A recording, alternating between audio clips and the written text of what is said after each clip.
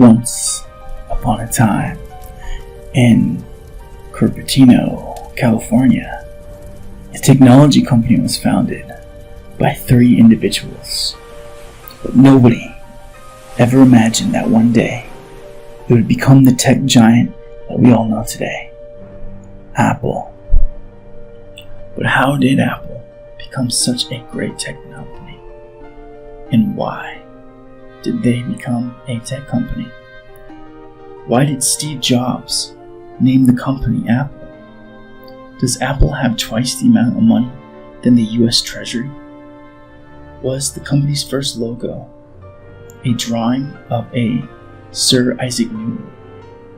Was Apple the first to make a digital camera? It's time for me to answer all these questions and more, since this is ASMR. Aaron, back at it again with another daily video to help you relax. So lay back and enjoy the ride. I hope this video gets you through your day, or even better, I hope this read helps you gently fall asleep. I can't wait to get started. This is the tale of Apple.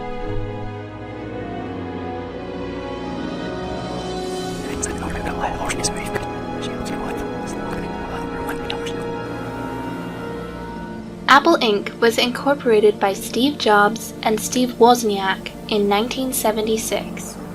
However, it took around a year's time for the founders of Apple Inc. to get it registered as a company in the United States. Prior to January 1977, Apple Inc. was an idea started at random, but the commercial effort to secure this idea was made on January 3, 1977. The place where this wonderful idea was registered was Cupertino, California. It wasn't the case that both these Steves met once and created the existing Apple company in a few meetings. Rather, they were friends. They met in 1971 through a mutual friend. With this mutual friend in between, both the Steves started using technology to create income for themselves. It was an informal arrangement where they experimented with making boxes that could allow people to conduct long-distance calls without involving any money. With the initial success of this idea, they both realized their potential in working on technology for the purpose of earning. It was back then when the idea of creating and selling computers was floated between Steve Jobs and Steve Wozniak. There is a completely mind-blowing story involved with this initiation of Apple Company. It is one of the milestones that the history of Apple would always point towards. Getting interested in it? Let's continue to the next section. Both Steves had the idea about the creation of computers, but they could not commercialize, especially at a large scale, without any orders or investment. So one of the first orders that Steve Jobs managed to get was from a local computer store. The terms of this order are particularly interesting.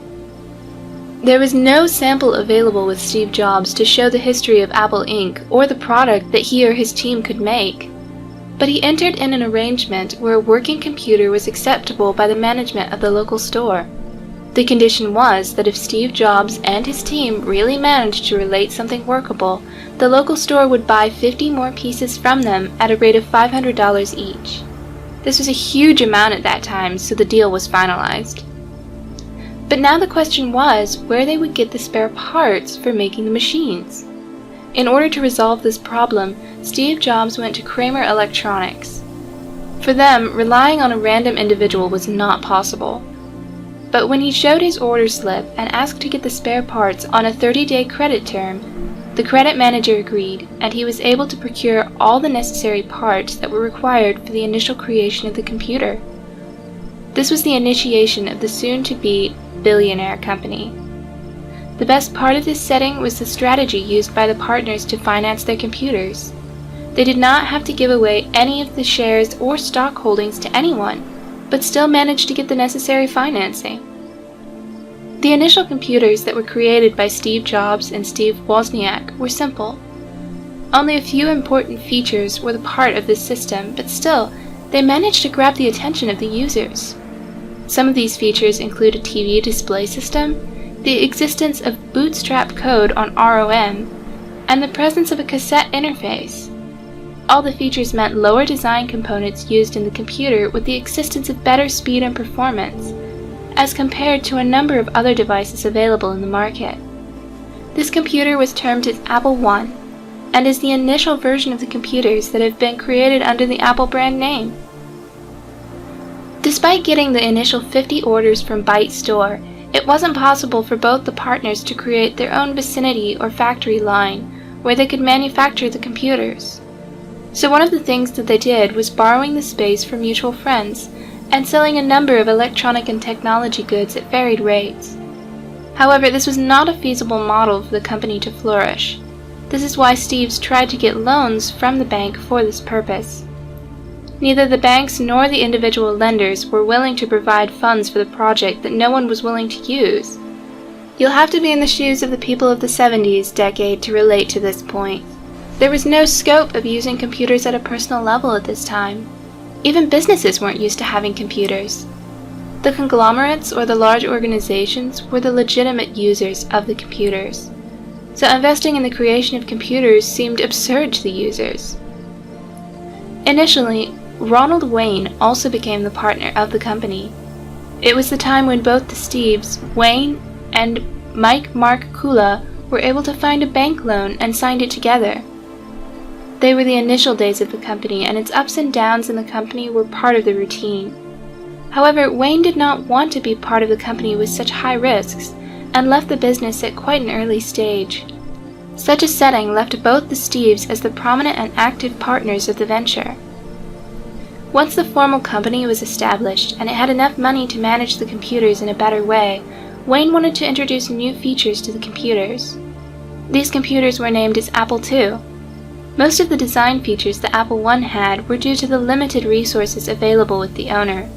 As soon as the resources issues were settled, Wayne experimented with the inclusion of new features that could offer better functionality. This was the time when the company made direct contact with the public. West Coast Computer Fair was chosen for this purpose, which was a 2-day fair for highlighting the different types of computers. The fair came with huge success for the company because this was the place where a Japanese chemist got impressed with the design and features of Steve Jobs and Steve Wozniak. He was the first authorized dealer of Apple II in Japan. The features and history of Apple II are not much different from Apple I. There were slight modifications and improvements in the existing design. These changes made the computer a better version. Apart from the improved TV display, the computer could store the display for some time in memory. Moreover, graphics improved the overall visuals of the computers. Later, colors were also introduced in the same version to make it a lot better than the last version of the computers that the company had produced.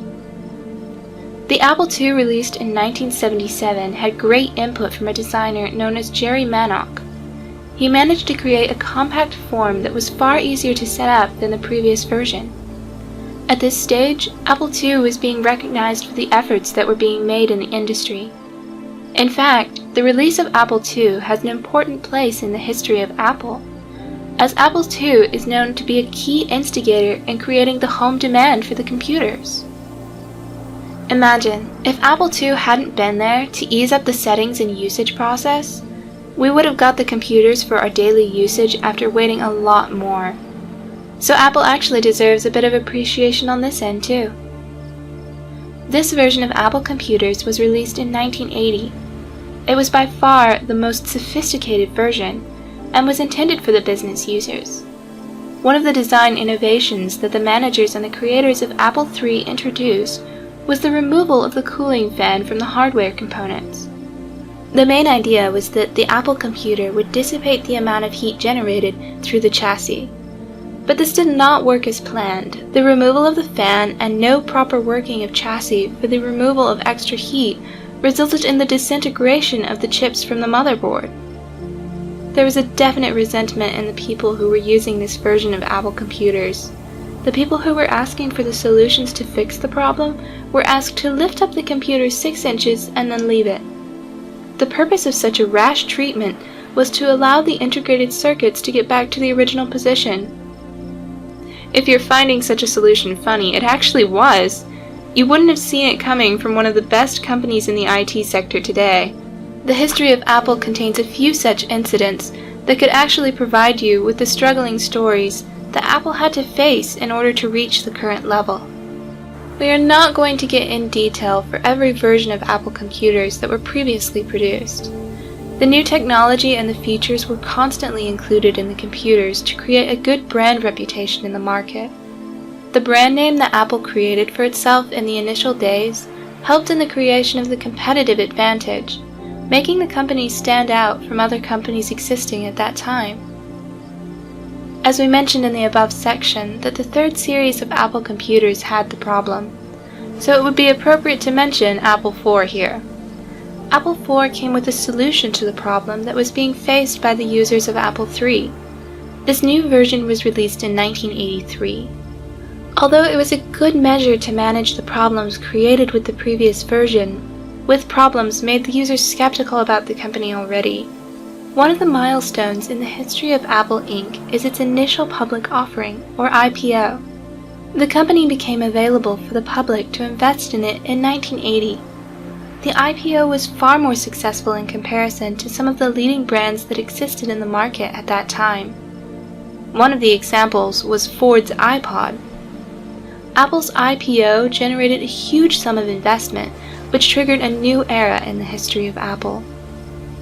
One of the important things that you would want to know from the first meetings with the shareholders is that Steve Jobs wanted to deliver a great speech about the company and its products, etc. But as there were too many interruptions, he left this idea and started talking about the emotional content. That speech had a great audience, and he became prominent for his public speaking skills at that time too. After the formal iPod, changes with the design of the computer and inclusion of a number of technologies in the creation process of the computer and the computer itself, Apple Inc. became quite prominent in the industry. It was the first time in 1984 when Apple released its first TV commercial.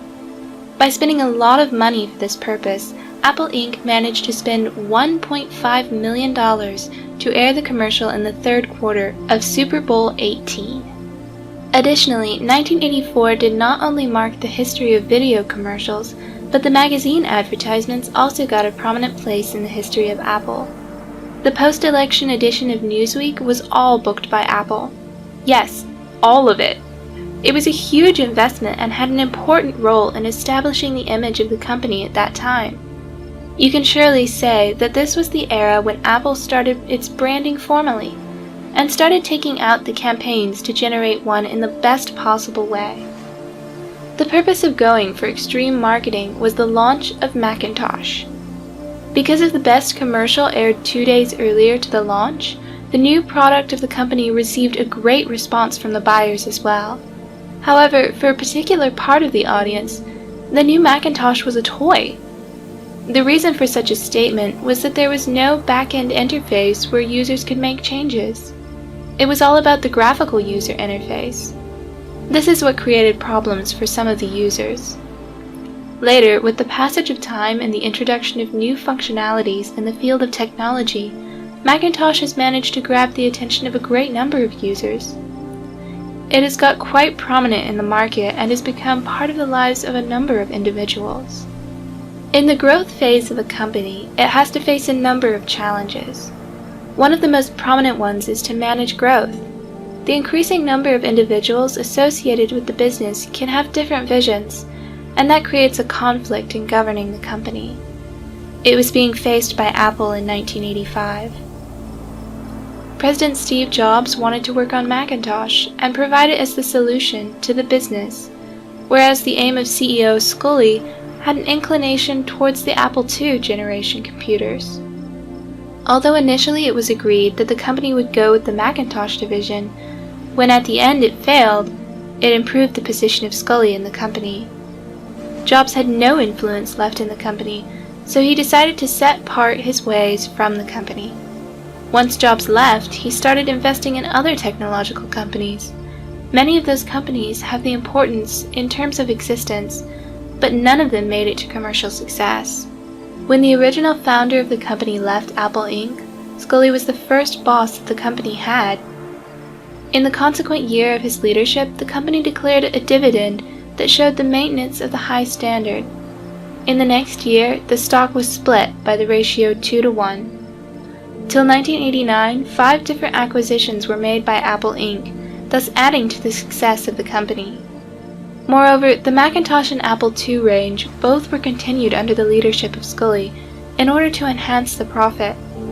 However, the newer versions and features were another thing that the company had to incorporate in the business line. This is why new versions of the existing computer ranges became a part of the company. Even the Mac, which was performing less than Apple II range of computers, but still establishing itself as a special division in the company. Premium and latest versions of this range of computer were also being introduced in the market, targeting the business users. According to Mac Addict magazine, the period of 1989 to 1991 was considered as the first golden age of the Macintosh range of computers. Internet, which was one of the newer products at that time, had a place for Apple, or you can say that Apple capitalized the opportunity and became one of the 100 companies to buy the .com extension domain. For most of you, it won't come with a surprise if we say that the existing apple.com domain is about 32 years old. The study of the history of Apple shows that, like most of the companies, Apple has faced the upstream and downstream, as in the entire journey as well. By 1996, the great reputation that the company was building up over time seemed to halt. There were no new products in the market. Moreover, the existing products were facing immense competition from other companies existing in the market. It seemed difficult that with the same situation, Apple computers would be able to secure their position in the industry for the long run. But that was not the end of the company. In 1977, Steve Jobs came back to Apple Inc. as an interim CEO. On his return, he started restructuring the company. And this restructuring was on a massive level.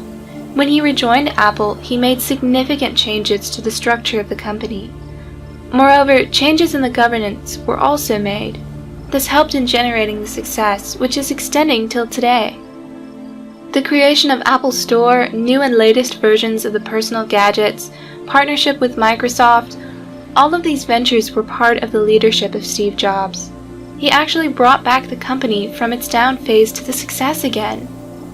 The history of Apple was transformed once again. In August 2011, he resigned from the position of CEO because of his health condition.